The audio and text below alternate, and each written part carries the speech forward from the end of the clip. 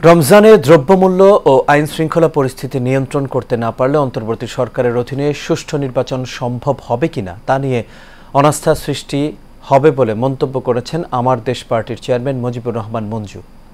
সকালে এবি পার্টির কেন্দ্রীয় কার্যালয়ে রমজানের ভাবগাম্ভীর্য রক্ষা, দ্রব্যমূল্য নিয়ন্ত্রণ, আইনশৃঙ্খলা পরিস্থিতির উন্নয়ন বিষয়ে সংবাদ সম্মেলনে তিনি এই কথা জানান। রমজানে আইনশৃঙ্খলা পরিস্থিতির উন্নয়ন, বাজার সিন্ডিকেট দমন ও যানজট নিরসন করতে প্রয়োজনে যৌথ বাহিনী নামানোর দাবি জানান তিনি।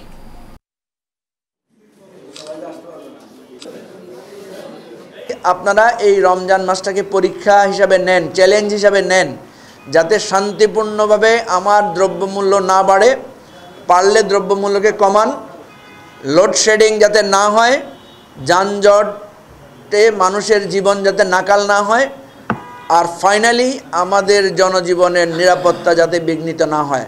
এইটা আপনাদের জন্য পরীক্ষা। এই পরীক্ষা যদি আপনারা পাশ করতে না পারেন, তাহলে আমরা ধরে নেব আপনাদের অধীনে একটা নির্বাচন চালানো, সুষ্ঠু নির্বাচন করা সম্ভব না।